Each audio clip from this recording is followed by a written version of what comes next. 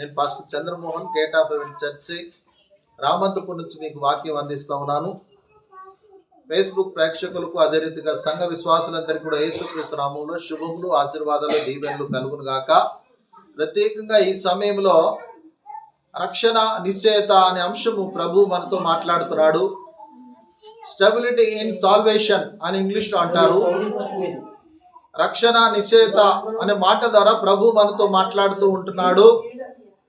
Stability in salvation, రక్షణలో నిశ్చయత కలిగి ఉండడం అనే విషయాన్ని ఈరోజు ప్రభు మనతో మాట్లాడుతూ ఉంటున్నాడు. జాగ్రత్తగా మనం గమనించినట్టయితే 2వ కొరింథీయులకు రాసిన పత్రిక 5వ అధ్యాయము 11వ వచనం నుంచి మనం చదువుకుందాము. 2వ కొరింథీయులకు రాసిన పత్రిక 5వ అధ్యాయం 11వ వచనం నుంచి 15వ వచనం వరకు గట్టిగా చదివితే, కావున మేము ప్రభు విషయమైన భయం ఎరిగి మనుషులను ప్రేరేపించుచున్నాము. మేము దేవునికి ప్రత్యక్ష పరచబడిన వారము, మీ మనసాక్షులను కూడా ప్రత్యక్షింపబడి ఉన్నామని నమ్ముచున్నాను. మమ్మను మేమే మీ ఎదుట తిరిగి మెప్పించుకొనుట లేదు గాని హృదయమునందు అతిశయపడక పై రూపమందునే అతిశయపడు వారి ప్రత్యుత్తరం ఇచ్చుటకు మీకు ఆధారము కలగవలనని మా విషయమై మీకు అతిశయ కారణము కలిగించుచున్నాము. ఏలయనగా మేము వెర్రివారి మైతమా, దేవుని చిత్తమే, స్వస్థ బుద్ధి గల వారి మైతమా మీ నిమిత్తమే క్రీస్తు ప్రేమ మమ్ముడు బలవంతము చేయుచున్నది. ఏలయనగా అందరి కొరకు ఒకడు మృతి పొందిన గనుక అందరూ మృతి పొందిరనియు, జీవించు వారికి మీదట తమ కొరకు కాక తమ నిమిత్తము మృతి పొంది తిరిగి వారి కొరకే జీవించుటకు ఆయన అందరి కొరకు మృతి పొందినని నిశ్చయించి కొనుచున్నాము. చాలా దేవుడి మాటలు దీవించును గాక. అపోస్తలుడైన పౌలు వారి యొక్క నిశ్చయత కలిగిన రక్షణ జీవితంలో వారు ఏ రీతిగా బలంగా ఉన్నారో ఈ వాక్యం ద్వారా మాట్లాడుతూ ఉంటున్నాడు. దయచేసి గమనించండి. మేము దేవుని కొరకు వెర్రివారం అయ్యాము, దేవుని కొరకు ఏ పనైనా చేయడానికి ముందుకెళ్తున్నాము, మేము దేవుని కొరకు సాక్షి బిడ్డలుగా ఉండడానికి ఈ రీతిగా నిలబడి మీ ముందు ఈ సాక్ష్యం చెప్తున్నాము, ఈ రీతిగా నిలబడి ఉన్నాము, మేము రక్షణలో బలమైన పాత్రలు అని చెప్పి పౌలు గారు చాలా చక్కగా తన యొక్క మాటల ద్వారా మనల్ని బలపరుస్తూ ఉంటున్నాడు. చూసారా? భయము నెరిగి అనగా దేవుని విషయమై భయము నెరిగి మనుషులను ప్రేరేపించుతున్నాం, మిమ్మల్ని ప్రోత్సహిస్తున్నాం. దేవుని యొక్క భయము మాకుంది గనక మేము మీతో కూడా ప్రేరేపించి బలపరిచి మిమ్మల్ని దేవుని వాక్యంలో స్థిరంగా ఉండాలని, దేవునిలో నమ్మకత్వం కలిగి ఉండాలని, దేవునిలో ఉన్నత స్థితిలో ఉండాలని, దేవునిలో నమ్మకత్వంతో పాటు దేవుని కొరకు అవసరమైతే కష్టాలు వచ్చినా, బాధలు వచ్చినా, ఇబ్బందులు వచ్చినా, సమస్యలు వచ్చినా మేము స్థిరమైన పునాది వేసుకున్న ఇంటి వలె ఉంటాము ప్రభులో అని చెప్పి పౌలు గారు మనతో మాట్లాడుతున్నాడు. దయచేసి జాగ్రత్తగా గమనించినట్టయితే ప్రభు కొరకు అందరూ దేని కొరకు ప్రభు నమ్ముతున్నారంటే ఆస్తులు సంపాదించుకోవడానికి అని అంటున్నారు కొంతమంది, అప్పులు పోగొట్టుకోవడానికి అని చెప్తున్నారు మరికొంతమంది ఈ లోక సంపదలో మాకు ప్రభు మార్గం చూపిస్తాడు కాబట్టి దాని కొరకు మేము ప్రభు నమ్ముకున్నాం, పిల్లల కొరకు దేవుని నమ్ముకున్నాం. ఇంకా రకరకాల ఎన్నో పేర్లు ప్రఖ్యాతులు ఇందులో ఉంటాయని వచ్చాం, తప్పు లేదు.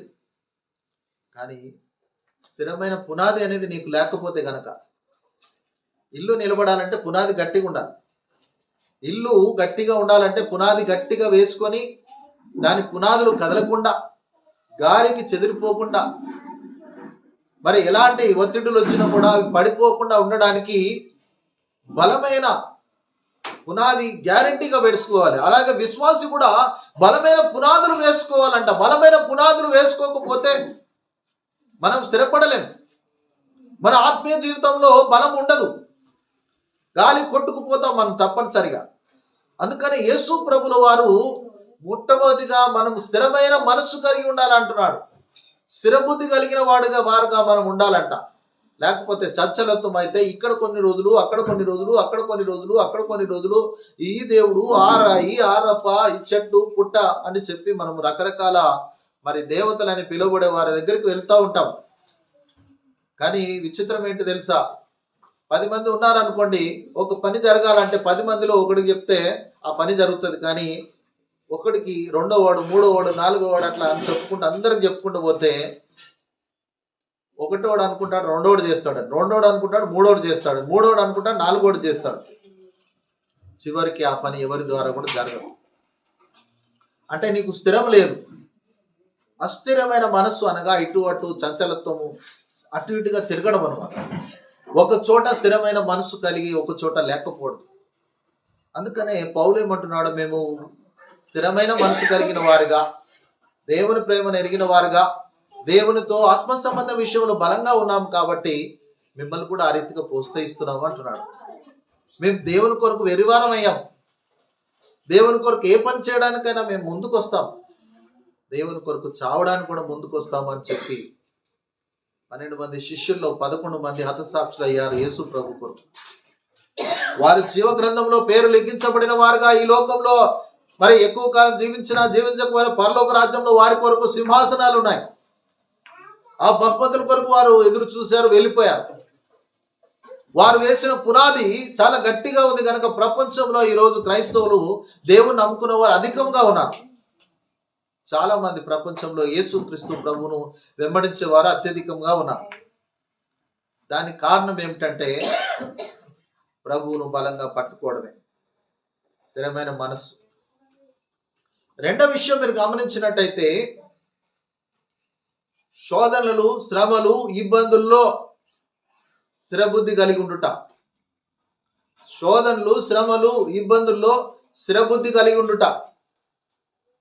యాకోబు 1వ అధ్యాయము 12వ వచనంలో మనం చూస్తే గనక, యాకోబు చాలా చక్కగా, భక్తుడు యాకోబు చాలా చక్కని మాటలు తన అనుభవంతో కూడిన 5 అధ్యాయాలు ఉన్నాయి. 5 అధ్యాయాల్లో కూడా చాలా బలమైన మాటల ద్వారా మనము బలపరిచి ప్రోత్సహించేవిగా ఉంటాయి. ఇవన్నీ కూడా ఒక్కొక్క అధ్యాయంలో ఒక్కొక్క విషయంతో మాట్లాడతాడు ఆయన. చాలా చక్కని విషయాలు. 12వ వచనం చూడండి, 1వ అధ్యాయం 12వ వచనము. శోధన, అతడు శోధనకు నిలిచిన వాడై చూసారా, వాగ్దానం చేసిన జీవ కిరీటం తప్పనిసరిగా శోధనలు వచ్చిన వాళ్ళకు, శ్రమ వచ్చిన వారికి.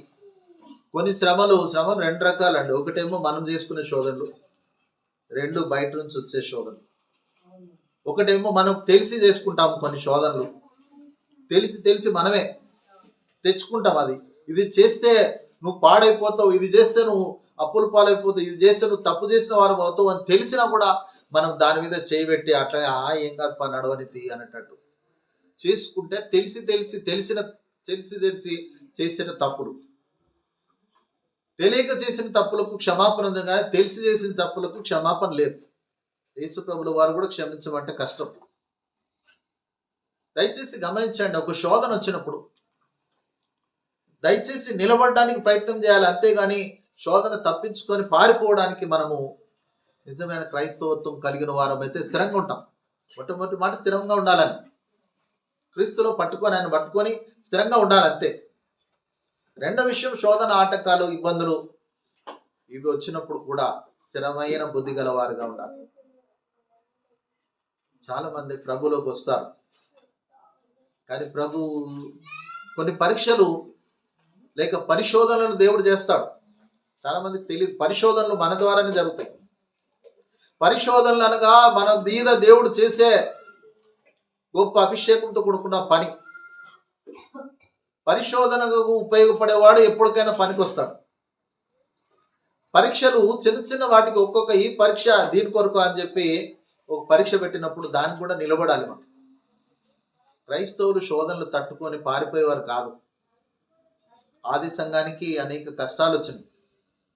ఆది సంఘములో అనేకులు తలుపులు మూసుకొని ప్రార్థన చేసి దేవుని గనపరిచారు కనుక ఈ రోజున క్రైస్తవత్వం ముందు స్థానంలో ఉంది, పై స్థాయిలో ఉంది. భారతదేశం కాదు, ప్రపంచవ్యాప్తంగా పై స్థాయిలో ఉన్నదంటే ఇక్కడ అంటే ఒక క్రైస్తవత్వమే. క్రీస్తును కలిగిన వారు ఉన్నతమైన స్థానంలో ఉన్నారు. దానికి కారణం ప్రభువును వెంబడించారు. శ్రమ వచ్చినా, బాధ వచ్చినా, హింస వచ్చినా, కరం వచ్చినా ఆయన విడిచిపెట్టలేదు. ఈ కాలంలో కూడా చాలా మంది శ్రమ కాలం అనేది ఒకటి వచ్చింది, అది గుర్తుపట్టలేని వారు కొంతమంది ఉంటారు. 40 దినాలు, చాలా మంది బైబిల్లో 40 దినాలు శ్రమకు దినములని ఎక్కడ రాయబడలేదు, కానీ మానవుడు సృష్టించాడు 40 దినాలు శ్రమ దినాలు అని చెప్పి. ఆ దినాలు ఏడుస్తారు, బాధపడతారు, ఉపవాసం ఉంటారు. ఇంకా ఎన్నో రకాలుగా. నేను అడిగాను, అది ఎక్కడ ఉందో చూపిస్తారా నాకు అని. 40 దినములు ఎక్కడ కూడా ఏడ్చి కన్నీళ్లు గారవని ఎక్కడ కూడా రాయబడలేదండి. ఇది మనిషి సృష్టించినది అంతే. మనుషులు బాధ పెట్టాలని సృష్టించింది అంతే. కానీ రాయబడి ఉంటే మాత్రం ఖచ్చితంగా మన సంఘం అది కూడా 40 దినాలని చెప్తాం. 40 దినాలు మోషే ప్రార్థన చేశాడు, ఉపవాసం ఉన్నాడు. యేసు ప్రభులు వారు మరి ఆయన కూడా 40 దినములు ఉపవాసం ఉన్నాడు, ఆయన కూడా ప్రార్థన చేశాడు. దానికి ఒక ప్రత్యేకమైన స్థితి ఉంది, పరిస్థితి ఉంది. ఆ పరిస్థితిని బట్టి వారు చేయడం జరిగింది. మనం ఈ రోజున యేసు ప్రభులు వారు మరణించబోతున్నాడని 40 రోజులు ఉపవాసం ఉండడం అంటే అది నాకు కరెక్ట్ అనిపించలేదు. మరణాన్ని గెలిచి వచ్చాడు కనుక విజయంతో నువ్వు ఉపవాసం ఎందుకుంటావు? ఉపవాసానికి నేను వ్యతిరేకం కాదు. అదే రీతిగా ఉపవాసాలని అదొక సినిమా టైటిల్ పెట్టినట్టు 50 రోజుల పండుగలు, 100 రోజుల పండుగలు, 175 రోజుల పండుగలు, 350 రోజుల పండుగలు ఇవన్నీ ఉండవు. అవి ఒకప్పుడు నేను చిన్నప్పుడు చూశాను, సినిమా థియేటర్లకు వెళ్ళి అలవాటు నాకు కూడా ఉండేది. ఎప్పుడు 50 రోజుల పండుగ అని చేసేవాళ్ళం. 50 రోజులు సినిమా నడుస్తాయి, 100 రోజులు సినిమా నడిస్తే 100 రోజుల పండుగ అని చెప్పి. కానీ ఆ పండుగలు తీసుకొచ్చి బైబిల్లో రుద్దడానికి వీల్లేదు.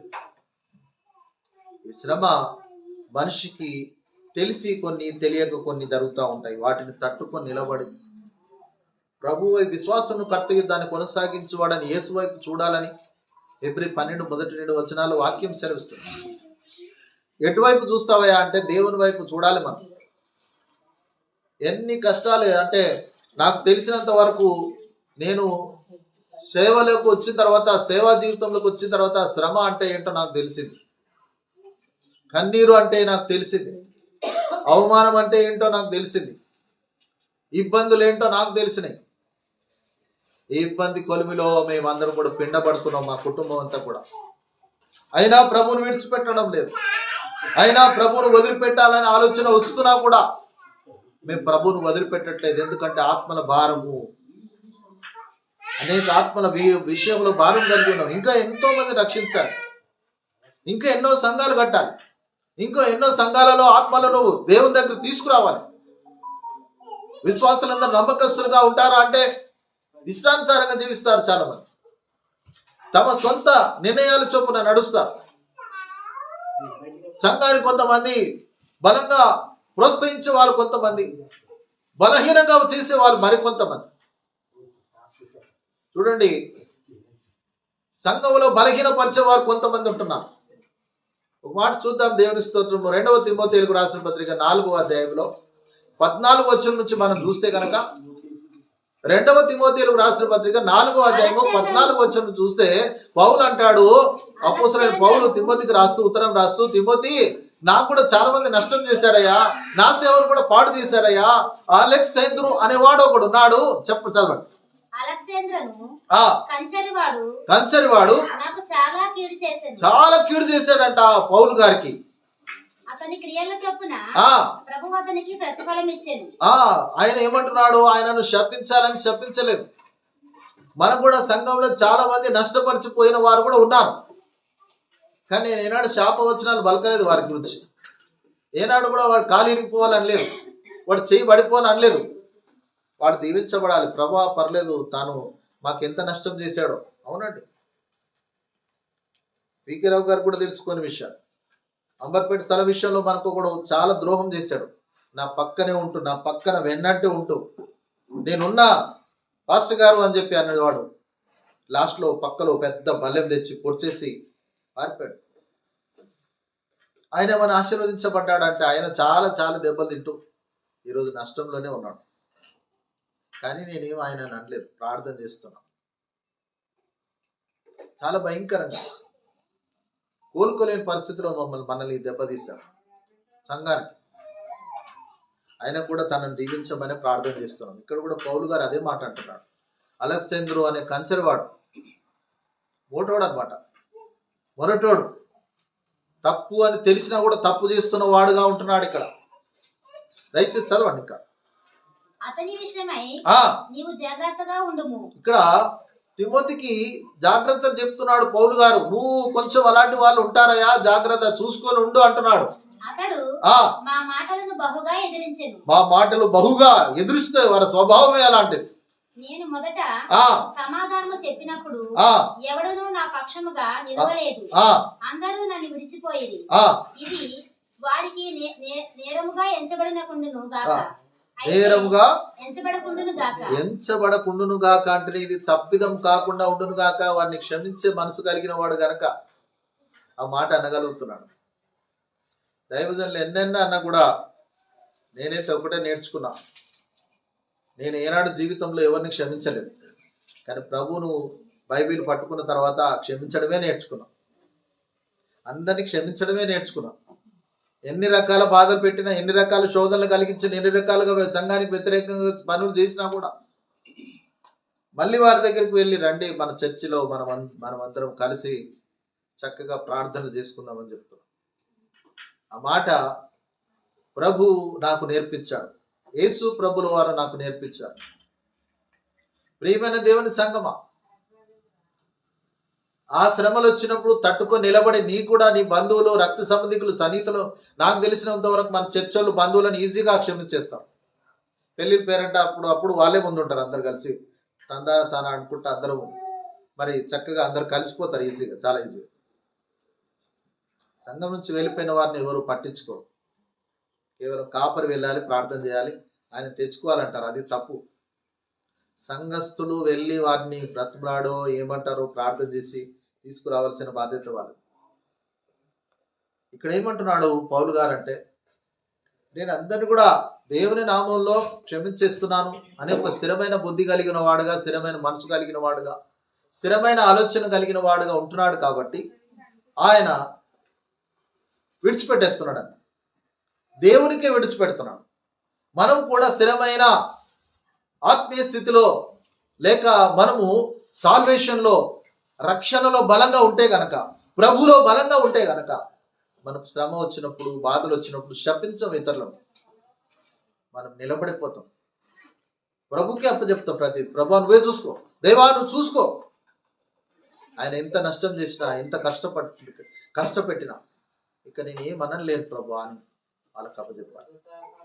దైవజనుడి పని ఏంటంటే ఖండించాలి, ఖచ్చితంగా వాక్యం బోధించాలి, ఖండితంగా మాట చెప్పాలి, వినకపోతే వదిలేసేయాలి అంతే.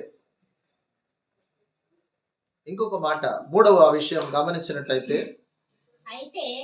అది చాలు సిస్టర్, అంతవరకు చాలు. మూడవ విషయము లూకా సువార్త 15వ అధ్యాయం 10వ వచనంలోకి వెళ్ళి చూస్తే అక్కడ మారు మనసు గురించి చెప్తున్నాడు దేవుడు. నూతన మనస్సు లేక మారు మనసు అనే మాట, మారు మనసు గురించి ప్రభు మాట్లాడుతున్నాడు. చదవండి.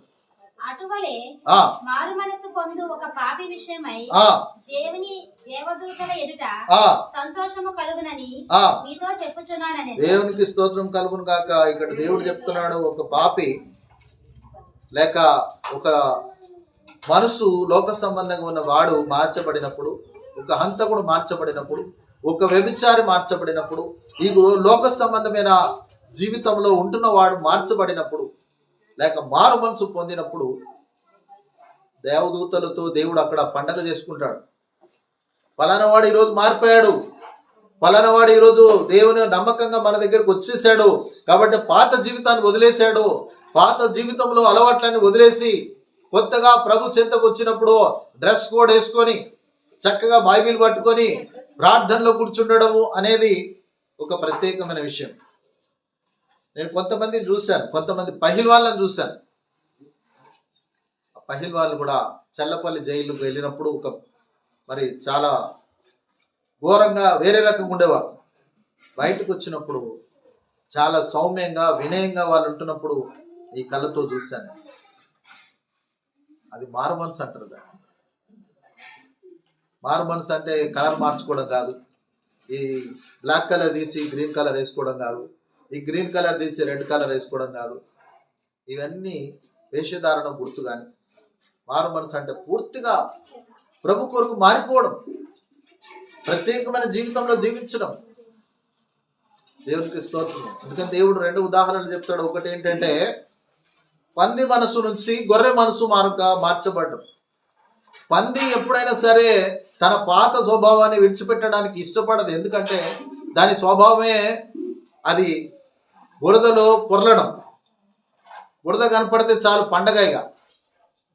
ఓ పాస్టర్ గారు ఒక పందిని పెంచుకున్నట్టు చిన్న పిల్లని చాలా ముద్దుగా ఉందని దాన్ని ముద్దు పెట్టి రోజు దానికి మంచి చక్కగా బట్టలు కట్టి అందమైన బట్టలు కట్టి క్రిస్మస్ రోజు మరి పండగకి వెళ్ళిపోదాం పదా అని చెప్పేసి దాన్ని చిన్నగా తాడు కట్టుకొని తీసుకెళ్తున్నాడట. తీసుకెళ్తా ఉంటే కొంచెం సేపటికి పాస్టర్ గారికి ఏంటి అది లాక్కొస్తున్నాడు కనపడతలేదు, తాడు తేలిక వచ్చేసిందని చూస్తే తాడు కొంచెము లూజ్ అయిపోయిందంట. అది వెనకనే ఎక్కడో ఆగిపోయిందంట. అయ్యో అని చెప్పేసి మళ్ళీ దానికి వెతుక్కుంటూ ఎక్కడుందా అని చూస్తే అది ఒక చోట స్నానం చేస్తూ ఉందంట. ఎక్కడంట బురదలో స్నానం చేస్తూ ఉందంట. పాపం చాలా అందంగా తయారు చేశాడు దానికి మంచి క్రిస్మస్ బట్టలు వేసాడు, అందం చేశాడు. కానీ తన బురద స్వభావాన్ని వదిలిపెట్టకుండా బురదలో చాలా సంతోషంగా అది స్నానం చేస్తూ ఉందంట. పాస్టర్ గారిని చూసింది కానీ రాలేదు. నేను రాను పాస్టర్ గారు, ఇక్కడే ఉంటా, ఇదే నా ఇల్లు, ఇదే నాకు స్వర్గము, ఇదే నాకు ఆనందం అని చెప్పి అక్కడ ఇంకా సంతోషంగా పాస్టర్ గారి ముందు ఇంకా బురదలో కొట్టి ఎగురుతూ ఉందంట. బురద స్వభావం అది మారదు. దాని పుట్టుకతోనే వచ్చింది అది. కానీ గొర్రె స్వభావం గమనించారా? గొర్రె ఎప్పటికైనా మారుతుంది. గొర్రె పచ్చటి గడ్డి తినడానికి వెళ్తుంది కానీ చెత్త చెదారం తినదు. తన యజమానినే అనుసరిస్తుంది. యజమాని ఎక్కడ వెళ్తే అక్కడ వెళ్తుంది. యజమానితో మాట్లాడుతుంది. యజమానితోనే పని చేసుకుంటూ యజమాని ఎక్కడ వెళ్తే అది తాడు కట్టే అవసరం లేదు కదా. యజమాని ఎట్లా వెళ్తుంటే అక్కడ కుక్క పిల్లలాగా మరి గొర్రె నడుస్తుంది. మరి గొర్రెలో మంచి స్వభావం ఏంటంటే యజమానిని నమ్మకంగా ఆరాధిస్తుంది, నమ్మకంగా అనుసరిస్తుంది, నమ్మకంగా ప్రేమిస్తుంది. దేవుని స్తోత్రం. మన యజమానిని మనం కూడా ప్రేమించాలని యేసు ప్రభుల వారు మాట్లాడుతున్నాడు. దేవునికి స్తోత్రం కలుగును గాక. ఈ ఉదయకాల సమయంలో ప్రేమైన దేవుని సహవాసులారా, మనం ఎట్లా ఉన్నామో ఒకసారి జ్ఞాపకం చేసుకోవాలి. మనం పెళ్లిళ్ళు పేరెంటాలు చేసినప్పుడు మన స్వభావం కనపడతా ఉంది. ఒక్కొక్కసారి అనుకుంటాం పెళ్ళి ఎంత బాగా జరుగుతుంది, అంత ప్రార్థన లాస్ట్కి వచ్చేసరికి డ్యాన్స్ బేబీ డ్యాన్స్ నడుస్తూ ఉంటుంది. అందులో డ్యాన్స్ బేబీ డ్యాన్స్లో ఏమైనా ఏసఐ పాటలు పెడతారంటే లేదు, ఆ పాటలే పెట్టదు. లోక సంబంధమైన డ్యాన్సులు వేసి దేవునికి అవమానం కలిగించేటట్టుగా. అప్పుడు నువ్వు గొర్రె స్వభావమా, పంది స్వభావమా, ఏ స్వభావం కలిగి ఉంటున్నామో ఆలోచించి. నూతన మనసు కలిగితే, మారు మనసు కలిగితే దేవుడు అక్కడ పరలోక రాజ్యంలో విందు చేస్తాడు. చాలా చక్కగా పండుగ చేసుకుంటాడు. దేవదూతలను పెట్టి అక్కడ సంతోషిస్తూ ఉంటాడంట దేవుడు. అబ్బా ఫలానా వాడు మారిపోయాడు, ఫలానా వాడు నా కుమారుడిగా మార్చబడ్డాడు, ఫలానా వాడు నా కుమార్తె, ఫలానా వాళ్ళ ఇంట్లో నా కుమార్తెలు ఈ రోజున కొత్తగా జన్మించిన వారుగా, బోర్న్ అగైన్ గా. ఎక్కువగా బోర్న్ అగైన్ అనే మాట తక్కువ వాడుతూ ఉంటాం, అంటే తిరిగి జన్మించటం. పాత స్వభావం, పాప స్వభావం నుంచి, లోక స్వభావం నుంచి మార్చబడిన వారిని గురించి బోర్న్ అగైన్ అంటారు. నాకు పెళ్లి సంబంధం వచ్చినప్పుడు శంషాబాద్ వచ్చింది ఫస్ట్. నాకు వచ్చినప్పుడు వెళ్తే అమ్మాయి చాలా నచ్చింది. నేను కూడా నువ్వంటే నాకు ఇష్టం, నేనంటే నీకు ఇష్టం అనేటట్టు అయిపోయింది. అంత దూరం వెళ్ళిపోయింది. బిఏ పాస్ అయ్యి అంటే లేదు నేను ఎంకామ్ పాస్ అయ్యాను. అది కాదు నేను అడిగేది, స్పిరిచువల్ బిఏ అన్నాడు. స్పిరిచువల్ బిఏ నాకు అర్థమే తెలియదు. స్పిరిచువల్ బిఏ అంటే బాప్టిజం అనుకున్నాను. కాదు, తిరిగి జన్మించే అనుభవం. అంటే మందు మాకు ఇంకా ఏమైనా అవి అలవాట్లు ఉన్నాయి, అవన్నీ వదిలేసి వచ్చేసినావా అని అర్థం. నాకు తెలియదు బిఏ సంగతి. నేను ఇప్పుడు ప్రభులోకి బైబిల్ పట్టుకున్నాక నాకు తెలిసింది బిఏ బోర్న్ అగైన్ అంటే తిరిగి జన్మించే అనుభవం. నేను అందులో ఫెయిల్ అయిపోయాను. ఆ అమ్మాయి నాకు ఇవ్వలేదు. వాళ్ళు చాలా రోజులు నేను వైరాగ్యంలో ఉండిపోయాను ఇట్లా ఎక్కడో చూసుకుంటూ. నాకేమైంది అసలు, అట్లా అయిపోయింది. ఎందుకు అప్పుడు బిఏ పాస్ కావాలన్నందుకే ఇది లేదు, అంతే. అన్ని బాగా నచ్చినాయి కానీ బిఏ పాస్ కాలేదు. కానీ ఆ అమ్మాయికి కూడా ఈరోజు ఆ భర్త కూడా చనిపోయాడు. చాలా డిస్టర్బెన్స్తో ఉంటారు వాళ్ళ కుటుంబం. వాళ్ళు చెప్పి ఆయన పట్టుకొని ఏడుస్తాడు నన్ను. అమ్మాయి వాళ్ళ పెద్ద నాన్న నన్ను పట్టుకొని ఏడుస్తాడు, నువ్వు మా అల్లుడు అయి ఉంటే బాగుండేది అని. సమయం ఒక ఛాన్స్ ఒకసారి వస్తుంది. రెండుసార్లు రాదు. పెళ్ళి మళ్ళీ మళ్ళీ ఒకటేసారి చేసుకుంటాం. రావాలి పెళ్ళి మళ్ళీ మళ్ళీ అనడానికి లేదు. కావాలి పెళ్ళి ఒకటేసారి. దేవుని స్తోత్రం. యూత్ పిల్లలు అనుకుంటారు కావాలి మళ్ళీ మళ్ళీ పెళ్ళి అని. మెనీ మెనీ హ్యాపీ రిటర్న్స్ అంటే మళ్ళీ మంచి దినాలు వస్తూనే ఉండాలంటట్టు అనుకుంటారు. కానీ ఒకటేసారి వస్తుంది. దేవుని స్తోత్రం.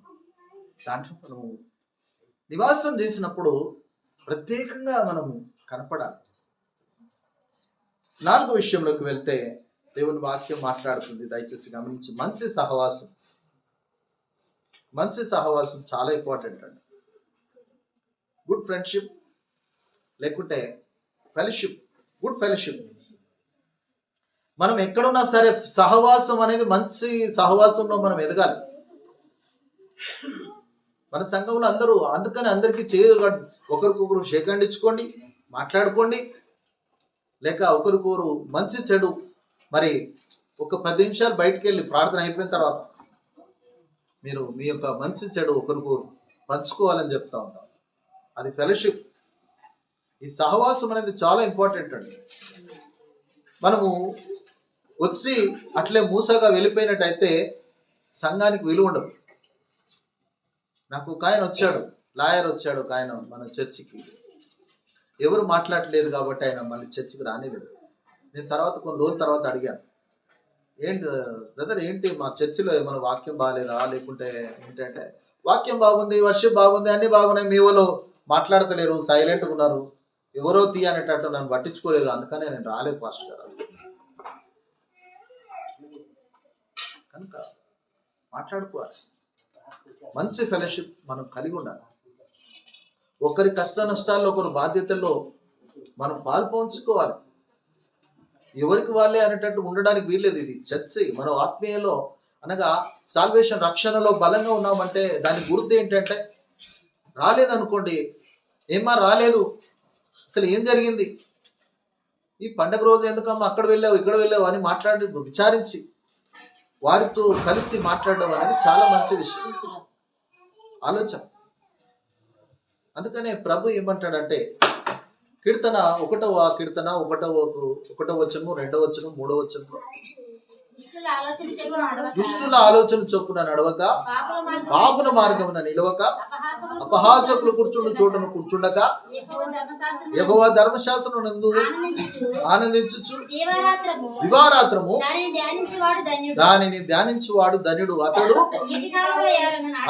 నీటి కాలువల ఎవరనగా నీళ్లున్న చోట నాటబడిన చెట్టు వలె, నాటబడిన ఒక విత్తనం వలె నువ్వు ఉంటావు, అక్కడ ఫలిస్తావు అని దేవుడు వాక్యం. నువ్వు చేయనదంతయో సఫలమగును అంటున్నాడు. అనగా మనం ఎక్కడ ఉండాలి, ఎవరితో తిరగాలి, ఎవరితో మాట్లాడాలి అనేది కూడా ఇక్కడ జాగ్రత్త వాక్యాలు ముందుగానే దేవుడు తెలియజేస్తున్నాడు. క్రైస్తవులు నూతన సంవత్సరం నుంచి ఒక తీర్మానం తీసుకోవాలి. గత సంవత్సరంలో నేను ఎదగలేకపోయాను, గత సంవత్సరంలో నేను ఆశించినది పొందుకోలేకపోయాను. కారణం ఏమిటంటే నాకు మంచి సహవాసం లేదు. అంటే చర్చి మానేసి నేను ఇంకొక సహవాసానికి వెళ్ళిపోతా, అక్కడికి వెళ్ళిపోతా, ఇక్కడికి వెళ్ళిపోతా, నేను ట్యాగ్ వేసుకుని పెద్ద చర్చికి పోతా. ట్యాగ్ వేసుకుంటే ఎవడన్నా గుర్తుపడతాడా? నేను మూర్ఛ రోగి అని తెలుసుకుంటాడు అంతే. నువ్వు ట్యాగ్ వేసుకుంటే ఏమవుతుంది, నేను మూర్ఛ రోగినని ఒక ట్యాగ్ వేసుకుంటాడు. ఒక చిన్నప్పుడు వీళ్ళు చూస్తుంటే నేను మూర్ఛ రోగి, నాకు ఎప్పుడైనా పడిపోయే స్వభావం ఉంది కాబట్టి నన్ను కాపాడండి అని ఉంటుంది అక్కడ. పెద్ద చర్చిలకు పోయే వారు అందరూ కూడా అట్లాంటి వాళ్ళే, మూర్ఛ రోగులే. ఎవరికన్నా పలకరిస్తారా? మొన్నటి దినము ఒక 4-5 రోజుల క్రితం నేను అమ్మగారు ఒక వస్తువులు అనగా ఏవో అమ్మగారికి కావాల్సిన వస్తువులు కొనడానికి ఒక బట్టల షాప్కి వెళ్ళినప్పుడు ఒక ఆమె అంటుంది, నేను కూడా క్రైస్తవురాలే అంటుంది.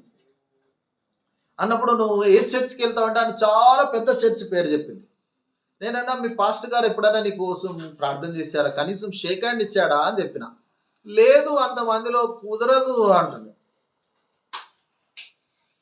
చాలా గ్రేట్ అని ఎట్లా చెప్తున్నాం? సహవాసమే లేదు. కొన్ని విశ్వాసులు మీతో మాట్లాడతారంటే లేదు అంటుంది. పోవడానికి 2 గంటలు, రావడానికి 2 గంటలు, అక్కడ అర్ధగంట సేపు కూడా కూర్చోడానికి టైం లేదు. ఎందుకమ్మా అంత ప్రయాసాన్ని? నేను చిన్న సంఘాలకు వెళ్ళు, మా చర్చికి రావాలని నేను రమ్మనట్లేదు. మీకు దగ్గరలో చిన్న చర్చి చూసుకొని నిన్ను ప్రేమించేవారు కనీస కాపరి గుర్తుపెట్టాలి. సంఘ పెద్దనన్నా నేను గుర్తుపట్టాలి. సంఘంలో విశ్వాసులన్నా ఏమా బాగున్నావా, సావిత్రి రావట్లేదని ఎవరైనా అడిగారా? అట్లా ఉన్నప్పుడే కదా సంఘం అంత పెద్ద పోయి నువ్వేం సంపాదించుకున్నావు, ఏం సాధించినావు అంటే ఏమి లేదు అక్కడ. ఆయాసం, మనలో ఆవేశం అంటారు, అదే తప్ప ఏం లేదు. ఆవేశంగా వెళ్ళడం, ఆవేశంగా రావడం అంతే. అక్కడ వెళ్ళి నేర్చుకున్నది ఏంటంటే ఆవేశం అంటే గాబర గాబర వెళ్ళడం, గాబర గాబర రావడం, గాబర గాబర వంట చేసుకోవడం, గాబర గాబర జీవితం అంతా మొత్తం గాబర గాబర గాబర గాబర ఉంది. మాట్లాడుతున్నంతసేపు నాకు గాబర ఎక్కువ, మనశ్శాంతి తక్కువగా అనిపించింది. నేను ఆ విషయం చెప్పడం జరిగింది. చిన్న చర్చి, చింతలేని చర్చి చూసుకో, వేల మంది వచ్చే చర్చిలో నిన్ను ఆదరించే వాళ్ళు ఎవరు లేరు. మొన్న సిస్టర్ వాళ్ళ పెళ్లికి పోయినప్పుడు నాకు చాలా సంతోషం కలిగింది. ఇంతమంది సంఘస్థులు వచ్చారంట, పాస్టర్ గారు చాలా సంతోషపడ్డాడు. అంటే అందరికీ గంగాధర్ గారే పెట్టారా అన్నారు. లేదండి, పెట్టుకుని వచ్చాను, నన్ను ఒక్కడే, నాకు ఒక్కడికే పెట్టారు వాళ్ళు, మిగతా వాళ్ళందరూ ఎవరికి వారు పెట్టుకుని వచ్చారంట. అబ్బా అలాగండి, పర్వాలేదు మీ చర్చి వాళ్ళు అంటున్నాడు. నాకు చాలా సంతోషం అనిపించింది. మేము కార్లే వద్దాం అనుకున్నామండి, కానీ ఒక చిన్న పని వల్ల ఒక బ్రదర్ రాలేకపోయాడు కాబట్టి రాలేకపోయామని చెప్పారు. సహవాసం, ఫెలోషిప్. అందరం కలిసి వికేరావు గారి కుమారుడి పెళ్లికి వెళ్ళాం.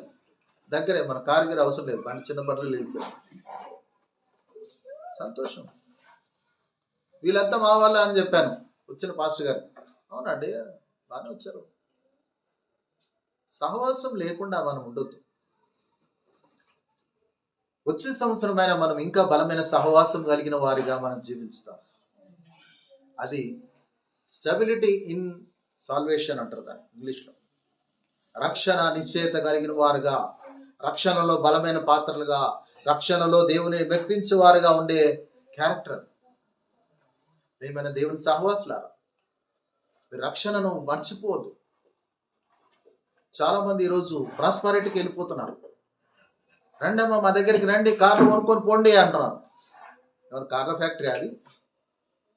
మరి నేను కూడా వస్తా, నాకు కూడా ఒక ఫ్యాక్టరీ కార్ ఇచ్చేసి, నాకు కూడా మారుతి ఈకో కావాలి, మనం ఎవరైనా ఇస్తారేమో తీసుకొని పోవాలి.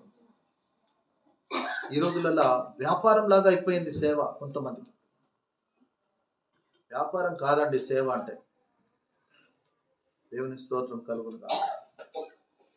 మనం ఎప్పుడు కూడా మన యొక్క సహవాసంలో బలమైన పాత్రలు అనిపించుకోవాలి. మనం సరే, కష్టం వచ్చినా వదిలిపెట్టేది లేదు, లాభం వచ్చినా వదిలిపెట్టేది లేదు, వేదన కలిగిన అవమానం వచ్చినా కూడా మనం వదిలిపెట్టేది లేదు. నేను అంటా ఉంటాను పిల్లల్ని, కొంతమంది పాస్టర్ గారు కూడా పిల్లలందరినీ తన కొడుకులాగానే పేరుకు ముందు ఒక రా వాడుతుంది, తర్వాత ఒక రా వాడుతుంది.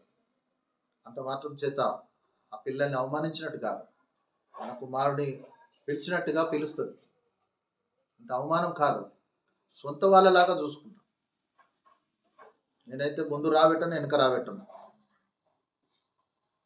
తెలుసు కదా, ముందు రా వెనక రా, మధ్యలో పేరు, అవన్నీ ఏం లేవు.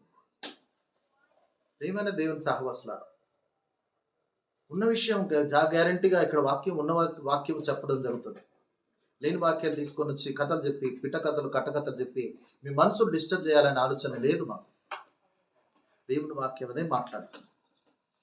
ఎఫెసీయులకు రాసిన పత్రిక 3వ అధ్యాయంలో 13 నుంచి మనం చూస్తే కనుక 18 చూద్దాం. టైం ఎక్కువ లేదు కనుక నేను షార్ట్ చేద్దామని అనుకుంటున్నాను. ఎఫెసీయులకు రాసిన పత్రిక 3వ అధ్యాయం 18, 19 2 వచనాలు చదువుదామండి. అక్కడ కూడా చాలా చక్కని మాటలు ప్రభు మనకు జ్ఞాపకం చేస్తూ ఉన్నాడు. దయచేసి గమనించండి. ఎఫెసీయులకు రాసిన పత్రిక 3వ అధ్యాయము 18, 19. యేసు ప్రభువు వారు మీ హృదయములలో విశ్వాసము ద్వారా నివసించినట్లుగాను తన మహిమైశ్వర్యం చొప్పున మీకు దయచేయవలెననియు దేవుని సంపూర్ణత అనగా ఏ విషయంలో కూడా మీరు తక్కువ గలవారుగా కానీ ప్రేమయందు వేరుపారి స్థిరపడి సమస్త పరిశుద్ధులతో కూడా దాని వెడల్పు పొడుగు ఎత్తు ఎంతో గ్రహించుకున్నట్టుకును అని ఉంది. అక్కడ చూసారా, ప్రేమ పొడుగు వెడల్పు ఎత్తు కొలవలేం.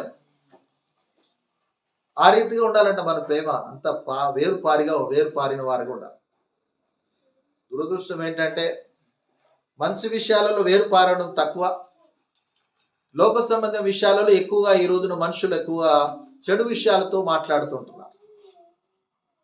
ఈరోజు వాక్యము చెప్తున్న ప్రతి మాట మన అందరికీ సంబంధించింది, అందులో నా కుటుంబానికి కూడా సంబంధించింది. ఎందుకంటే ఇక్కడ నిలబడితే ఆత్మ నాతో మాట్లాడతాడు, నేను ఆత్మలో ఉండి మాట్లాడతాను, అంతేగాని నేను నా సొంతంగా మాట్లాడడానికి అవకాశం లేదు. ఎందుకంటే ఇక్కడ పట్టుకున్నానంటే దేవుని ఆత్మ కరెక్ట్ లాగా నన్ను దాకుతుంది, అంతే. అభిషేకంతో మాట్లాడతాం, తన మనం అంటూ ఉండదు. అక్కడ వాక్యము ఖచ్చితంగా మీరు మార్పు చెందాలనే సంఘానికి వస్తున్నాం.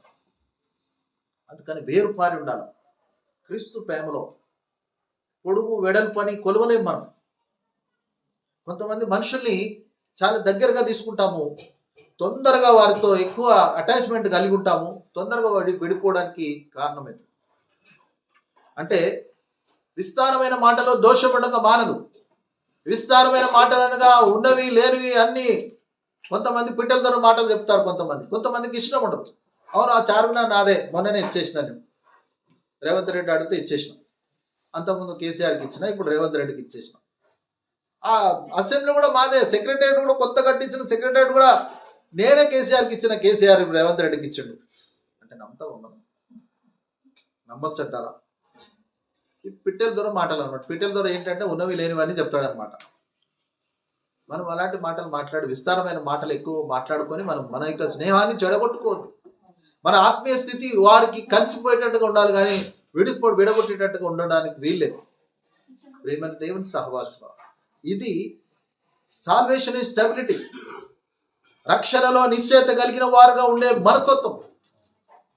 ఇంకొక విషయం జ్ఞాపకం చేసి నేను ముగించాలి, ముందుకు వెళ్ళాలని ఇష్టపడతాం. ప్రియమైన దేవుని సహవాసులారా, చాలా ఇంపార్టెంట్ ఒకటి ఏంటంటే రక్షణ గలవారై మాదిరి గలవారుగా ఉండాలి. రక్షణలో మాదిరి అంటే ఇతరులకు మనం వీరు బలమైన క్రైస్తవులు అని చెప్పడానికి మాదిరిగా కనపడాలి. ఆ మాదిరి లేకపోతే గనక, మనము మాదిరి గల క్రైస్తవులుగా ఉండలేకపోతే గనక మనం ఫెయిల్ అయిపోయిన వాళ్ళలాగా ఉంటాము. అన్న ఎగ్జామ్ రాస్తాం కానీ పాస్ కావనేటట్టుగా ఉంటుంది. సంఘానికి వస్తున్నాం కానీ మేలు పొందుకునే వారుగా ఉండము. సంఘంలో మనం పని చేస్తుంటాం కానీ ఆత్మీయ మేలు పొందుకోలేము. సంఘానికి వస్తుంటాం కానీ ఆత్మీయ స్థితి మనది ఎదగదు. అలాంటి స్థితిలో ఉంటున్న వారి గురించి దేవుడు మాట్లాడుతున్నాడు. మాదిరి అనేది చాలా ఇంపార్టెంట్. ఏ విషయంలో మాదిరి అంటే ప్రార్థనలో మాదిరి, బైబిల్ చదవడంలో మాదిరి, ప్రవర్తనలో మాదిరి, పిల్లలకు తల్లిదండ్రులకు అందరూ కూడా మాదిరి కనపడేటట్టుగా క్రైస్తవులుగా మనము రక్షణలో ఉన్నవారం అంటే మాదిరి గల క్రైస్తవులు కనపడతారు. మాదిరి లేని వారు చిందరవందరగా ఉంటారు, గందరగోళంగా. ఇప్పుడే వజ్రాలు పోయినాయి, లేకుంటే చైన్ పడిపోయింది అంటే టెన్షన్లో ఉంటాం. ఆ టెన్షన్ వాతావరణంలో ఉన్నట్టుగా మనం ఉండొద్దు. ఎప్పుడు మాదిరిగా ఉండాలి. క్రీస్తు మనకు మాదిరి. మనము పౌలును పోలి, అందుకనే యేసు ప్రభుని గురించి పౌలు ఏమంటాడు, నేను క్రీస్తును పోలి నడుచుకొనుచున్నాను. 1 కొరింథీ 11:1 ఉంటుంది, ఇంటికి వెళ్ళిన తర్వాత చదువుకోండి. నేను పౌలును పోలి నడుచుకొనుచున్నాను అంటాడు తిమోతి. నేను వాళ్ళను పోల్చుకోనక మీరు కూడా మంచి సంఘ విశ్వాసులలో ఉన్న మంచితనము లేక వారిలో ప్రార్థన, ప్రవర్తన ఇవన్నీ కూడా దేవుడు అంటున్నాడు మాదిరికి గుర్తు. మాదిరి ఉండాలండి. మనం మాదిరి లేకపోతే కనుక మన క్రైస్తవ జీవితంలో సాల్వేషన్ కనుక రక్షణకు మరి అవకాశమే లేదు. చాలా ఇంపార్టెంట్. ప్రియమైన దేవుని సహవాసులారా, మొదటి యోహాను రాసిన పత్రిక 3వ అధ్యాయము ఒక మాట చూద్దామా? 3 నుంచి 6 వరకు. మొదటి యోహాను చివర్లో ఉంటది, 3వ అధ్యాయం 3 నుంచి 6 వచనాల వరకు మనం చూస్తే గనక చాలా జాగ్రత్తగా మనము ఈ రోజున ఈ వాక్యం ద్వారా మనం నేర్చుకుంటున్నామండి. కానీ వాక్యం విన్న తర్వాత ఎవరు కూడా బాధపడద్దు, నొచ్చుకోవద్దు. నా గురించి అని మాత్రం ఇప్పుడు అనుకోవద్దు. అందరి గురించి మాత్రము, అందరు మార్పు కొరకే, అందరూ నేర్చుకునే విషయాలే ప్రభు చెప్తాడు మనకు. చర్చికి ఎందుకు వస్తున్నామంటే నేర్పు కొరకు, మార్పు కొరకు, మన జీవితంలో అనేక విషయాలలో దీవెనలు మేలును పొందుకునేందుకు గాను మనం మందిరానికి వస్తున్నాం, అంతే. 3 చదువుతారా? 3 కలిగి ఉన్న దేవియు ఆయన లేకుండా కలగలేదు, ఆయనలో జీవము ఉండెను. మొదటి యోహాను 3వ అధ్యాయం నిరీక్షణ పెట్టుకొనినా ఇదమ్మా ఆయన యందు నిరీక్షణ పెట్టుకొనినా ఈ నిరీక్షణ పెట్టుకొనిన ప్రతి వాడును ఆయన పవిత్రుడైనట్టుగా ఆయన అనగా యేసు ప్రభులు వారు పవిత్రుడైనట్టుగా తన్ను పవిత్రునిగా చేసుకొను అనే మాట రాయబడింది. చూసారా? యేసు ప్రభులు వారు పవిత్రుడు. నాలో దోషం ఉంది, నాలో పాపం ఉందని ఎవడైనా నిరూపించగలవాడు ఉన్నాడా? రండి అని ఛాలెంజ్ చేస్తున్నాడు ప్రభు. యోహాను సువార్త 8వ అధ్యాయం 46వ వచనం. ఇంటికి వెళ్ళినప్పుడు చదువుకోండి. ఆ రీతిగా మనం కూడా సాల్వేషన్ లో, రక్షణలో బలంగా ఉన్న వారమైతే యేసు ప్రభును పోలి. గమనించండి, నిన్న నటీమణులు కూడా కొంతమంది క్రిస్మస్ చేసుకున్నారంటే నేను చూసిన. అందులో చాలా మంది పేర్లు ఉన్నాయి. శృతి హాసన్ కూడా ఉంది. అబ్బా అనుకున్నాను, ఇంతమంది చేసుకున్నారా? ప్రజ్ఞ యాజ్ఞకు ఏదేదో ఎవరెవరో పేర్లు చాలా ఉన్నాయి. సినిమా యాక్టర్లు కూడా, మంచు విష్ణు, వీళ్ళందరూ కూడా చేసుకొని చాలా సంతోషంగా వాళ్ళు మరి యేసు ప్రభు గురించి చెప్తున్నారు. చాలా మంచిదే. కానీ కింద ఒక మాట రాయబడింది అక్కడ. ఆ శృతి హాసన్ ఏమంటుందంటే, పెళ్ళికి నో, ఎంజాయ్మెంట్ ఎస్ అంటుంది. పెళ్ళి వద్దంట, ఎంజాయ్మెంట్ చేస్తుందంట. ఇట్లని పెళ్ళి అయితే వద్దంటుంది, ఎంజాయ్మెంటే ముద్దంటుంది ఆమె. ప్రతి విషయంలో ముద్దు హద్దు అనేది చాలా ఇంపార్టెంట్. భార్య భర్తలుగా ఉన్న వాళ్ళు మాత్రమే ముద్దు ముచ్చటలు తీర్చుకోవాలి. మిగతా వాళ్ళు ఎవరు చేసినా కూడా అది దేవునికి వ్యతిరేకమే. ఎప్పుడు కూడా నేను చెప్తా ఉంటాను. అందుకని మనం క్రీస్తులో ఉన్నాం. మనల్ని పరిశీలించేవారు చాలా మంది ఉంటారు. మనం ఏ రూట్లో వెళ్తున్నామో చూసే వాళ్ళు చాలా మంది ఉంటారు. కనుక జాగ్రత్త సుమ. క్రీస్తును కలిగి ఉన్న వారు వెంట వెళ్ళేది సాతాను చాలా రకాలుగా మనల్ని అబ్జర్వ్ చేస్తూ ఉంటాడు. వీడు ఎట్లున్నాడు. అవకాశం ఏనయ్యొద్దు. మనం ఎంతో చక్కగా కేకులు కట్ చేసుకొని ఎన్నో రకాలుగా వారు పోజులు ఇచ్చినా కూడా వారి పాప జీవితంలో నేను ఉంటాను కానీ పవిత్రమైన జీవితంలోకి నేను రాను అని చెప్పేస్తున్నాను. అది ఎంతవరకు న్యాయం అన్నదో మీరు ఆలోచించండి. ఆమె కేక్ కోడ్చిన దండగానే, ప్రార్థన చేయించుకున్న దండగానే, క్రిస్మస్ శుభములు చెప్పిన దండగానే. కానీ మనం చాలా విషయాలలో ఒక్కొక్క పట్టింపు మనకు కాకపోయినా మనం వెనుకున్న వాడు చూస్తాడు. నిన్నటి దినము మా ఇంటి పక్కకు షూటింగ్ జరుగుతుంటే, ఏంటబ్బా షూటింగ్ అని నేను చూస్తున్నా. ఒకడు అమ్మాయిని తీసుకొని వచ్చాడు. చెప్పాలంటే అమ్మాయిని చెప్పా పెట్టకుండా తీసుకొచ్చేసాడు. అమ్మాయితో షూటింగ్ చేస్తున్నాడు వాడు. అదంట 1 జనవరికి ఫ్రెండ్స్ అందరికి రిలీజ్ చేస్తాడంట. ఫ్రెండ్స్ అందరికి అదంతా చూపిస్తాడంట. ఆమెతో కలిసి తిరిగేటి ఈ ఫొటోస్, తర్వాత ఆమెతో సినిమాలో చేసినట్టు మొత్తం ఇట్లా పట్టుకొని తిరుగుతున్నాడు. నేను 2 నిమిషాలు చూసి ఆశ్చర్యపోయి షాక్ అయిపోయినా. ఏంటి ఎక్కడ జరగాల్సింది దాన్ని? చాలా బాధపడ్డాను. ఇలాంటి విషయాలని పెళ్ళికి చాలా ముద్దు హద్దు అనేది చాలా ఇంపార్టెంట్. కానీ వాడు అట్లా చేస్తూ ఉంటే నా రక్తం ఉడికిపోయింది. వెళ్ళి 4 దెబ్బలు కొట్టాలనుకున్నా. కానీ ఎవడో పోని మనకెందుకు. వాడు అన్యుడు. వాడంట జనవరి 1 కంట రిలీజ్ చేస్తారంట. వాట్సాప్లో ఫ్రెండ్స్ అందరికి, యూట్యూబ్లో, ఆట్యూబ్లో అందరికి రిలీజ్ చేస్తారంట. తన యొక్క లవర్ను పరిచయం చేస్తారంట. ఇవన్నీ పాపకు సంబంధించిన ఆలోచన, పాప క్రియలు. ముద్దు ముచ్చటాన్ని పెళ్లి తర్వాతనే, ముందు అడ్వాన్స్గా కావలేదు కూడా పొరపాటు. ఇదే దేవుడు వాక్యంతో మాట్లాడుతున్నాడు. ఆయన పవిత్రుడైనట్టుగా. మళ్ళీ చదవండి 4వ వచనం వెళ్దాము.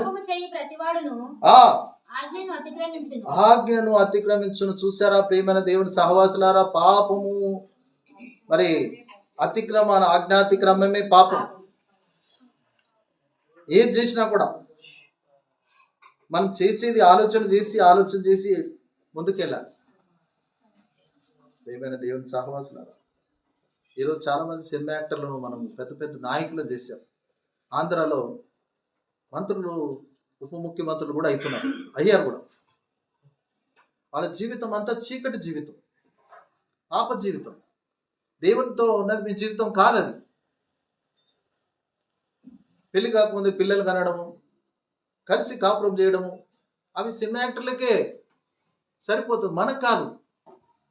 మనం జాగ్రత్త కలిగి, మనల్ని ఒక్కరు కాదు 100 మంది చూస్తూ ఉంటారు. 2 కళ్ళు మనిషికి, 100 మంది చూస్తే 200 కళ్ళు చూసినట్టు. జాగ్రత్త. ఇంకొక మాట చదవండి సిస్టర్. పాపమును తీసివేయుటకై ఆయన యేసు ప్రభువు వారు ప్రత్యక్షం ఆయనని, అనగా మన పాపంలో తీసివేయడానికి యేసు ప్రభు వచ్చాడని మీకు తెలుసు కదా. ఆయన యందు పాపమేమీ లేదు, ఆ యేసు ప్రభులో పాపం లేదు. ఆయన యందు నిలిచివాడు ఎవడునో పాపము చేయడు. ప్రార్థన చేసేవాడు పాపం చేయడు. ప్రార్థన చేయని వాడు పాపమే చేస్తాడు. వాడిలో రక్షణ లేదు. రక్షణ సువార్త వింటాడు కానీ విడిచిపెట్టి పోతూ చెత్త కుండిలోనో లేకుండా మా వెనక ఒక పెద్ద కాలు ఉంది, దాంట్లో విడిచిపెట్టి వెళ్ళిపోతాడు అన్నమాట. అందుకనే వాక్యం ద్వారా దేవుడు ఖచ్చితంగా మాట్లాడుతున్నాడు. చూసారా, ఆయన యందు పాపమేమీ లేదు. ఆయన యందు నిలిచిండు వాడెవడును పాపం చేయడు, పాపం చేయవాడెవడును ఆయనను చూడడు. చూసారా, దేవుని నేను చూస్తా అంటే ఏదేమైనా చాక్లెటా బిస్కెటా లేకుంటే ఏమైనా టీవీయా? నేను చూస్తాను. మోషేనే దేవుని చూడలేకపోయాడు. దేవునితో సహవాసం చేస్తున్న వాడే చూడలేకపోయాడు. మనం ఎట్లా చూస్తామండి? మన క్రియలు సరిగా లేనప్పుడు, మన క్రియలు అద్దంలో మనం చూసుకుంటే గనక అద్దంలో ఖచ్చితంగా కనపడుతుంది. నేను చూసుకుంటా, చిన్న చిన్న మచ్చలు కనబడుతున్నాయి నాకు, ఏం తప్పులేదు, మచ్చలు కనబడతాయి. కానీ శరీర సంబంధమైన మచ్చలు మనల్ని ఏం చేయవు. కానీ ఆత్మీయ మచ్చలు గనక ఉంటే గనక దేవుని చూడలేవు అని వాక్యం ద్వారా దేవుడు మాట్లాడుతున్నాడు. చాలా జాగ్రత్త. చదవండి, ఇంకొక మాట చెప్పి ముగించేస్తాను. పాపము చేయడు ఎవడును ఆయనను చూడలేడు, గనుక ఎరుగను లేడు. చిన్నపిల్లలారా, చాలు. ఆయనను చూడలేరు, ఎరగలేరు. కాబట్టి మనం ఉండవలసిన దేవుని యొక్క మంచి లక్షణము దేవుడు మనతో మాట్లాడుతున్నాడు ఏంటంటే, చివరిగా టైం లేదు కనుక నేను షార్ట్ కట్లో ముగిస్తున్నాను. ఇంకో విషయం, రక్షణ సాక్ష్యం, సాల్వేషన్ విట్నెస్ అని ఇంగ్లీష్లో అంటాం. రక్షింపబడిన వాడు ఒక ప్రత్యేకమైన సాక్ష్యం కలిగి ఉండాలి. అనేక సినిమా యాక్టర్ల సాక్ష్యం చూస్తాం మనం. అవి కేవలం నటన మాత్రమే అని కొంతమందికి చెప్పగలను నేను ఖచ్చితంగా. డబ్బు కోసం నటిస్తారు, డబ్బు కోసం ఏడుస్తారు, డబ్బు కోసం యేసు ప్రభు నాకు ఎంతో చేశాడు అని ఏడవడం నేను కళ్ళారా చూసిన. సహజ నటి ఒక ఆమె నటిస్తుంది, సహజమే నటి. ఆమె ఏడవడం అనేది ఆమె ఇంటి హక్కు అనమాట. ఆమె ఒంట్లో ఉంది, నీళ్ళన్నీ పటపట ఓ బకెట్ గార్చేస్తుంది. కానీ అవసరమైనప్పుడు ప్రభుని విడిచిపెట్టి ఇంకొక ఆయన దగ్గరికి మందిర ఎక్కడో గుడికి వెళ్తే నాకు కళ్ళలో ఈయన కూడా కనిపించాడు అని చెప్పి చెప్తూ ఆమె సాక్ష్యాన్ని కలుషితం చేసేసింది. క్రీస్తును నిజంగా నమ్ముకున్న గొప్ప హీరోయిన్ అని చెప్పి నేను ఆమెను ఆరాధించేవాడు. కానీ తర్వాత ఇంకొక చోట పత్రికలు వచ్చినప్పుడు చూస్తే నాకు అనిపించింది ఈమె నటిస్తుంది. మనము మాదిరి గలవారుగా ఉండాలి. అదే రీతిగా రక్షణలో విట్నెస్, మంచి సాక్ష్యంతో ఉండాలి.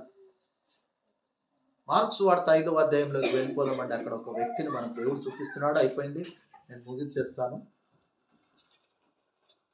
మీకు అందరికి ఈరోజు టిఫిన్ ఉంది, చక్కగా టిఫిన్ తీసుకోండి. మార్క్స్ వార్త 5వ అధ్యాయం 19-20 వచనాల్లో యేసు ప్రభుల వారు స్వస్థపరిచిన ఒక బలమైన వాడిని చూస్తున్నాం మనం. ఆయన పేరు ఎవరు చెప్పగలరా? చెప్పండి సిస్టర్, ఆయన ఎవరు? సేనాదయం పట్టిన వాడు. దేవునికి స్తోత్రం. గెరాసేనీయుల దేశంలో సేనాదయం పట్టిన వాడు. సేనాదయం పట్టిన వాడిని ప్రభు విడిపించిన తర్వాత, అయ్యా నేను నీతోనే ఉంటాను అంటే ప్రభు ఒప్పుకోడు. 18వ వచనం అంటాడు, ఒక మాట చదవండి అమ్మా. 5:18 వచనం చదవండి. ఆయన ఆ దోణి ఎక్కినప్పుడు ఆ దెయ్యములు పట్టినవాడు దయ్యము పట్టినవాడు ఆయన యొద్ద తనను ఉండనిమ్మని యేసు ప్రభుని అడుగుతున్నారు, అయ్యా నేను మీతోనే ఉంటాను, ఇక నా జీవితం అంతా మీతోటే, నా చేసే జీవితం అంతా ప్రభువా మీ పాదముల చెంతనే అని చాలా మంది అంటా ఉంటారు. అవి కొన్ని మాటలు అంటారు, విడిచిపెట్టి వెళ్ళిపోతారు, పారిపోతా ఉంటారు. నాకు ఒక ఆయన అన్నాడు, ప్రభుదాస్ అనే అతను మరి జైల్లో, చెల్లపల్లి జైల్లో ప్రార్థన చేసినప్పుడు, నువ్వు బయటకు వచ్చేస్తున్నావు కుమారుడా అని ప్రభు చెప్తున్నాడు, నువ్వు వచ్చేస్తావు అంటే ఆయన వచ్చేసాడు. వచ్చేసిన తర్వాత నా అడ్రస్ పట్టుకొని నన్ను పట్టుకొని మన చర్చికి వచ్చేసాడు. ఇక అయ్యగారు నేను చచ్చినా నేను విడిచిపెట్టి వెళ్ళను అని అన్నాడు. ఒకటి అదేంటో తీసుకొచ్చాడు, అదేంటో డోలకు కూడా తీసుకొచ్చాడు, చర్చికి గిఫ్ట్ అన్నాడు. కొన్ని రోజుల తర్వాత ఆయన కొన్ని విషయాల్లో చూసిన తర్వాత ఏదో ఇటు మార్చుకోవా, ఇదేంది ఇది ఎంత అంటే నేను ఖచ్చితంగా ఇంకా కఠినంగా చెప్పేవాడిని. ఎప్పుడన్నా కొంచెం కఠినం తగ్గింది కానీ అప్పుడు ఇంకా కఠినం ఎక్కువ. పోతూ పోతూ డోలా కూడా తీసుకొని నాకు తెలియకుండానే అది కూడా తీసుకొని వెళ్ళిపోయాడు. నేను తెచ్చినా నేను తీసుకెళ్ళిపోతాను. ఎవరు సరిగా యథార్థంగా పనిచేసిన వాళ్ళు. భార్య భర్తలు ఇద్దరు వచ్చారు. సండే స్కూల్, మండే స్కూల్ అన్నీ మేమే తీసుకుంటాం అన్నారు. తీసుకోండి, సండే స్కూల్ తీసుకోండి, మండే స్కూల్ కూడా తీసుకోండి, ట్యూస్డే వెనస్డే అవి కూడా తీసేసుకోండి మీరే అని చెప్పిన. కానీ తీరా చూస్తే వాళ్ళు కూడా నా కాలు మొక్కారు. అమ్మగారు నాకు ఇద్దరు పిలిచి, అరే గురు భక్తి అంటే నేనన్నా, అరే ఆశీర్వాదం ఏ అంటే ఆశీర్వాదం ఇచ్చేసిన, నేను ఇచ్చిన అమ్మగారు ఇచ్చి అంతే. తర్వాత వారమే పక్కన పెట్టుకుంటా ఒక చర్చి. ఇక తర్వాత ఇంకోసారి పెట్టే బేడ అన్ని సర్దుకొని చలో కొత్తూరు అన్నాడు, ఎక్కడికో నల్గొండ జిల్లా. నా పేరు చెప్పుకుంటే అక్కడ ఇచ్చారు ఆయనకి. ఆయన కూడా ఉండలేదు. ఇంకో ఆయన అంటాడు, నీకోసం నేను చీల్చి చూపించమంటారా, ఇక్కడ మీరు ఉన్నారు పాస్టర్ గారు అని. నేనొద్దుయా బాబు, నేనెందుకు అట్లా అంత గట్టిగా తీర్చుకోకయా, మళ్ళీ ఖర్చులు పెట్టుకోవాలంటే నా వల్ల కాదు, నీ దగ్గర కూడా అట్లా డబ్బులు లేవు, అట్లా ఒకసారి తీర్చుకోకు, మళ్ళీ వేరే వాళ్ళు చేసినట్టు అవుతుంది, వద్దు అని. నేను ఒకటే పని చెప్పిన, చెప్పులని వరుసగా పెట్టాను. తర్వాత రాజు వారం నుంచి చర్చికే రాలేదు. చెప్పులు వరుసగా పెట్టు, నీ పని ఇదే అని చెప్పి. మీరు ఏ పని చేస్తే ఆ పని చెప్తా, మీరు ఏం చెప్పకపోయినా నేను చేస్తూనే ఉంటా, చెప్పండి అని. ఇంకా నేనన్నా బాత్రూమ్లు కడిగిన, ఆయన బాత్రూమ్లు కడగమని చెప్పలేదు, చెప్పులు వరుసగా పెట్టమని అంతే. గాయబ్, ఇట్స్ గాన్, పోయింది అనేటట్టు అయిపోయింది. మళ్ళీ కనపడలేదు. మళ్ళీ వచ్చి అన్నాడు, నాదే పొరపాటు అయింది అంటున్నాడు. ఎప్పుడన్నా రాత్రి కూడా ఫోన్ చేసి, అయ్యగారు బాబుకు జ్వరం వచ్చేసింది, నువ్వు వెంటనే వచ్చేసాయి. ఇప్పుడు 11 గంటలకు వాళ్ళ చర్చి కూడా వస్తలేడు ఇప్పుడు. నేను ఎందుకు, దేవుని మాట చాలే, ప్రార్థన చేస్తాను.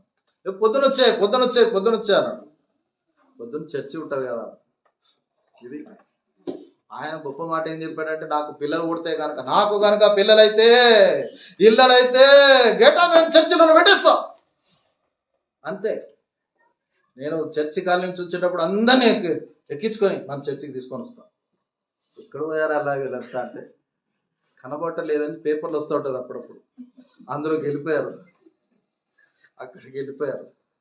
ప్రియమైన దేవుని సహవాసులారా, రక్షణలో బలం లేని వాళ్ళు, రక్షణలో సాక్ష్యం లేని వాళ్ళు వీళ్ళంతా. అయితే పాపం మరి ఈ సేనా దయ్యం పట్టిన వాడు మాత్రం మీరు యథార్థంగానే ప్రభువుని వెంబడిస్తామంటే, ప్రభు ఏమన్నాడు అంటే 19వ వచనంలో చదవడమా, చాలా చక్కని మాట. ఆయన వానికి సెలవీయక, నీవు నీ ఇంటి వారి యొద్దకు పో అంటున్నాడు ప్రభు. అక్కడ వెళ్ళి నా గురించి సాక్ష్యం చెప్పు, నాకు సాక్షిగా జీవించు, అక్కడ వెళ్ళయ్యా అని చెప్తున్నాడు ప్రభు. అక్కడ విలువైన పని ఉంది. సువార్త అక్కడ ఉందయ్యా. నా వెంట వస్తే నేను సువార్త, నాతో పాటు చాలా మంది ఉన్నారు, నీకు మాత్రం అనుమతి ఇవ్వను. ఎందుకంటే నువ్వు స్వస్థత పొందుకున్నావు. నమ్మకంగా దేవుని పరిచర్య చేసేందుకు నీ కుటుంబాన్ని నువ్వు రక్షించుకో, నీ బంధువులను రక్షించుకో, నీకు తెలిసిన వారిని రక్షించుకో, నీకు కలిసిన వారిని రక్షించుకో. ఆ బాధ్యత నీకని దేవుడు అక్కడ పంపించాడు. ఎంత గొప్ప బాధ్యత చూశారు. ఈరోజు ప్రియమైన దేవుని సంగమం, మనం ఎన్ని అద్భుతాలు చూసినా కూడా ఒక్కరిని కూడా ఆత్మలు తీసుకురాకుండా ఉన్న వాళ్ళకి చెప్పి పాస్టర్ గారు నన్ను కూడా అన్నాడు, నేను అందుకని నేను రావదలుచుకోలేదు, నేను కూడా పోదలుచుకోలేదు అంటారు. ఎవరన్నా ఆస్తి తీసుకున్నానా, బంగారం తీసుకున్నానా? వాడు వజ్రాలు వాడు ఉండేవాడు, ఆ వజ్రాలేమా నేనేమో తీసుకున్నానా? ఏదో తీసుకున్నానా చెప్పండి. వాళ్ళు రాళ్ళ వజ్రాలు తెచ్చుకునేవాడు. రాదు పాస్టర్ గారు, అయ్యగారు ఇవి వజ్రాలు ఏంటంటే చెయ్యాలి, నేనెక్కడ చేస్తాను. నేనేమన్నా సిమోన్ గారడి విద్ర చేస్తున్నా, నేర్చుకొని ఉంటే చేసేవాడు, కానీ అక్కడ రాదు కదా. 20 కోట్లు దీని విలువ అంటాడు. నాకు కొంచెం కారు గిరిగిరి తిరిగినట్టు నా తల తిరిగింది. అందులో 1 కోటి నీకే అంటాడు, 1 కోటి ఏమో సిహెచ్ లక్ష్మి గారికి ఇచ్చేస్తా అంటాడు. పాప వాళ్ళ అప్పులలో ఉన్నారు, వాళ్ళ 1 కోటి అప్పు తీరిపోతాయి కదా ఇక అంటే, అవి తీరిపోతాయి నీకే తెలుసు.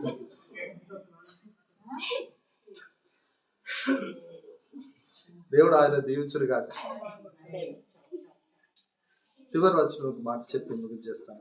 దేవుని సంగమం యోహాను సువార్త 10వ అధ్యాయం 27 నుంచి 29 వచ్చిన వరకు యేసు ప్రభువుల వారు చెప్తున్న మాట చెప్పి ముగించేస్తాను. యోహాను సువార్త 10వ అధ్యాయం 27 వచ్చిన నుంచి 29 వచ్చిన నా గొర్రెలు నా స్వరం విను. యేసు ప్రభువుల వారు చెప్తున్నాడు. యేసు ప్రభువుల వారిని నిజంగా ఎరిగి ఉంటే ఆయన స్వరం వింటాయంట. ఇంకా చదవండమ్మా. నేను కూడా వాటిని ఎరుగుదును. చూసారా, ఆ స్వరం నన్ను వింటా, నేను వాటి స్వరం వింటును, అవి కూడా నన్ను ఎరుగును అంటున్నాడు. దేవుని ఎరిగిన వారు తప్పనిసరిగా ప్రభువుని విడిచిపెట్టి మర్చిపోరు. అమ్మా, నేను వాటికి నిత్య జీవం ఇచ్చుచున్నాను, కనుక అవి ఎన్నటి కూడా నశించిపోయే అవకాశమే లేదు. ఎందుకంటే యేసు ప్రభువుల వారు పచ్చగడ్డి లాంటి వారు. యేసు ప్రభు నమ్ముకున్న వారిని ఎప్పుడు కూడా దేవుడు ఎండుగడ్డిలో పడేయడు. యేసు ప్రభుల వారు ఎప్పుడు ఎండిపోయిన పొలంలోకి నడిపించడు. పచ్చని ఒలివ చెట్టు వలె నేను చేస్తానని ప్రభు చెప్తున్నాడు. పచ్చని ఒలివ చెట్టు వలె నువ్వు ఉండాలంటే, పచ్చగా నువ్వు ఉండాలంటే రక్షణలో బలమైన పాత్రగా ఉండాలి. దేవునికి స్తోత్రం. ఆ రక్షణ ఆనందం నీకు కావాలా, నీ కుటుంబానికి కావాలా, నీ బంధువులకు కావాలా, అయితే లేచి నిలబడు. ఇప్పుడు సమయంలో లేచి నిలబడు. దేవుడు మరి చక్కని వాక్యం ద్వారా మనతో మాట్లాడి ఉన్నాడు. ఆ మాటలన్నీ మన హృదయంలో ఫలించను కాక. ఒకరు చిన్న ప్రార్థన చేయండి. ఒకరు చిన్న ప్రార్థన దయచేసి ప్రేరేపించబడిన వారు చిన్న ప్రార్థన చేయండి.